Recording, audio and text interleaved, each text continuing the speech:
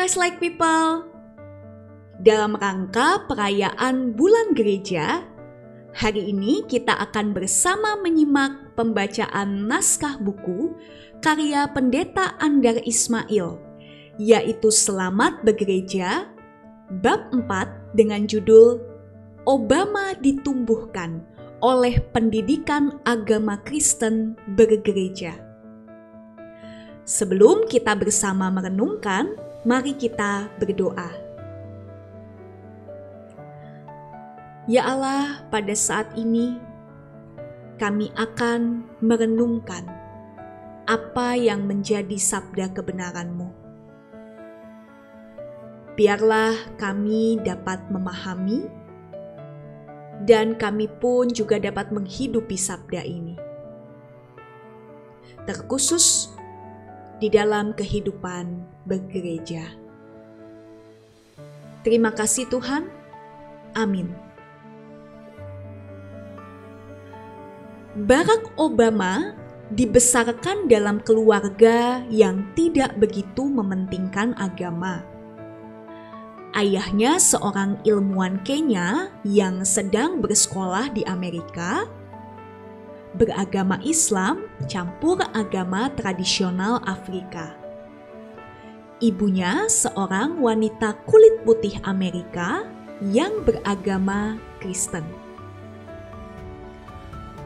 Obama masih kecil ketika ayah dan ibunya berpisah. Ibunya menikah kembali dengan seorang sarjana Indonesia yang sedang bersekolah di Amerika. Lalu keluarga ini pindah ke Jakarta. Obama bersekolah di SD Fransiskus Assisi di Menteng dan di SD Negeri Jalan Besuki, Jakarta. Selanjutnya, Obama dititipkan pada kakek dan nenek dari pihak ibunya di Amerika yang beragama Kristen. Agama apakah yang dianut oleh Barack Obama? Tidak ada. Tetapi kemudian hari setelah ia melibatkan diri dalam berbagai program pendidikan pemuda gereja dan kegiatan sosial gereja Protestan, terjadilah perkembangan. Dalam bukunya The Audacity of Hope, Obama menulis demikian. Yang baru diperoleh, akhirnya pada suatu hari aku berjalan di lorong gereja Trinity United Church of Christ dan menerima baptisan. Perbuatan itu merupakan suatu pilihan, bukan ilham dadakan. Pergumulan-pergumulanku tidak serta-merta terpecahkan, namun berlutut di bawah salib. Ketika aku berlutut di hadapan salib Kristus, aku merasakan dukungan Roh Allah. Aku menyerahkan diri pada kehendak-Nya dan mengabdikan diri pada pencarian kebenaran-Nya. Saudara perhatikan bahwa Obama menggambarkan baptisannya sebagai sebuah pilihan dengan persiapan matang, bukan sebuah sorotan cahaya yang mendadak. Dengan ungkapan ini ia menekankan bahwa ia menjadi anggota gereja setelah melewati pertimbangan dan persiapan yang matang. Nah, itulah tujuan pendidikan bergereja atau pendidikan agama Kristiani bergereja. Pendidikan agama Kristiani bergereja merupakan salah satu dimensi dalam pendidikan agama Kristiani atau bisa disingkat dengan PAK. Pendidikan bergereja bertujuan ganda, yaitu di satu pihak membekali calon umat dengan pengertian dasar dan implikasi menjadi anggota gereja, dan di lain pihak membekali mereka yang sudah menjadi umat dengan pengertian lanjutan tentang dinamika hidup bergereja. Salah satu dari 8 butir tujuan PAK adalah demikian. PAK bertujuan membangun dalam diri orang-orang yang berkembang suatu kemampuan dan kematangan karakter untuk berpartisipasi dalam komunitas organisasi Kristen. Salah satunya adalah gereja. Untuk golongan usia anak kecil, PAK bergereja dimulai dengan dasar yang sederhana tentang hakikat gereja. Kita berkata, tiap hari kamu bermain dengan teman-teman, tetapi pada hari Minggu kamu bernyanyi, berdoa, dan mendengar cerita Alkitab di kebaktian anak. Nah, ketika kamu bernyanyi, berdoa, dan membaca Alkitab, maka itu adalah gereja. Untuk golongan usia remaja, PAK bergereja bisa berbentuk banyak cerita tentang para tokoh gereja dan utusan Injil mulai dari abad permulaan. Golongan usia remaja menyukai kisah-kisah pengorbanan dan perjuangan. Untuk golongan usia pemuda yang mulai berpikir kritis, PAK bergereja membahas visi dan misi gereja yang kontekstual di tengah masyarakat. Jemaat pemuda dapat diminta untuk memberikan masukan kritis tentang kekuatan dan kelemahan kontribusi gereja bagi masyarakat. Khusus untuk para katekesan atau para peserta yang sedang menyiapkan diri untuk menerima pelayanan CD atau baptis dewasa, PAK bergereja mencakup pemahaman tentang implikasi perlunya kita berpartisipasi dalam kegiatan gereja. Misalnya menjadi pelayan jemaat anak, pengurus komisi, anggota paduan suara, dan lain-lain.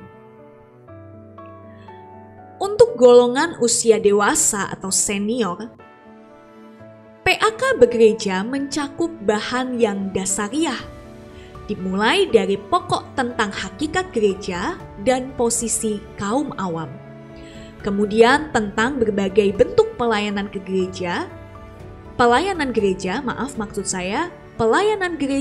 ke dalam maupun keluar.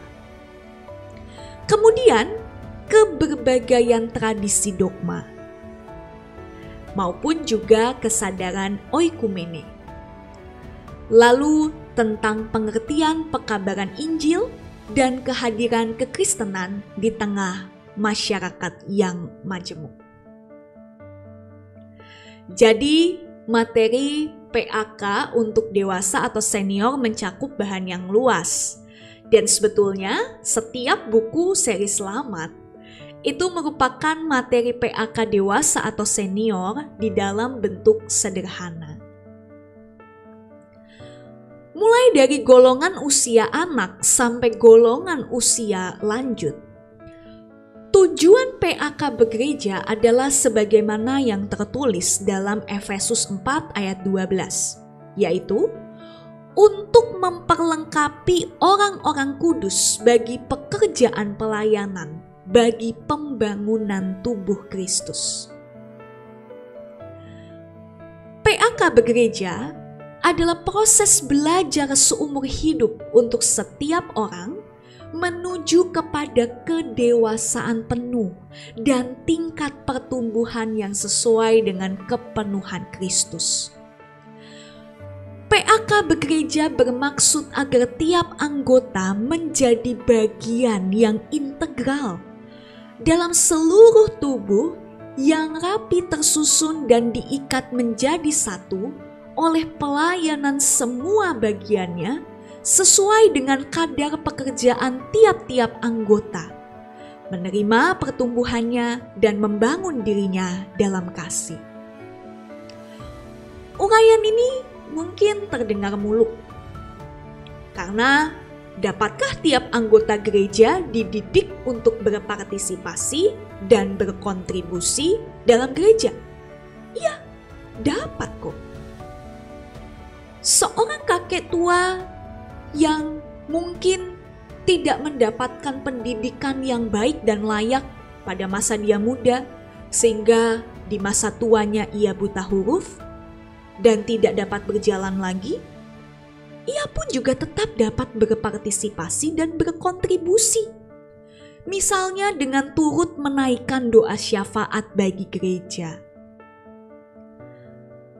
Tiap anggota gereja tanpa terkecuali bisa dipakai oleh Kristus untuk memberi kegunaan bagi gereja dan masyarakat menurut kadarnya masing-masing. Tidak perlu kita menjadi orang sehebat dan sekaliber Barack Obama. Namun kita semua bisa berguna bagi gereja dan masyarakat sesuai kadar kita masing-masing. Obama mengakui bahwa PAK Begereja telah turut menumbuhkan karakter kepemimpinannya sehingga ia bisa terpilih menjadi presiden. Dalam kupasan tentang perjalanan karir Barack Obama sampai menjadi presiden, editor Suara Pembaruan menulis demikian: Obama memulai karirnya sebagai aktivis gereja. Nah saudara, dalam menyambut ulang tahun GKI Manyar yang ke-35, kita diajak untuk berefleksi bahwa gereja itu bukan pertama-tama gedungnya, tapi orangnya. Kita semua punya panggilan yang sama untuk menjadi saksi Kristus dan mengerjakan misi Allah, bukan hanya di dalam gereja, namun dalam keseharian kita. Apapun peran kita dapat menjadi kitab yang terbuka, yang menyatakan kehadiran Kristus pada orang-orang di sekitar kita. Dan kiranya GKI Manyar juga dapat semakin berperan dalam mengembangkan pemahaman, karakter, dan kemampuan kita untuk kita sama-sama menjadi saksi Kristus di dunia ini. Tuhan memberkati. Mari kita berdoa.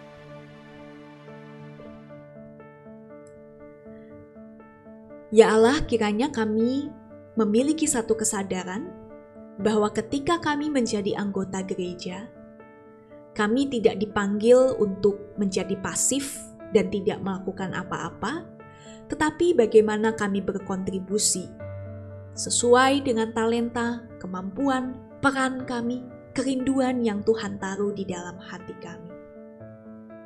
Kiranya melalui renungan ini, kami digugah untuk dapat semakin berkarya bagi kemuliaan nama Tuhan. Terima kasih Tuhan. Amin.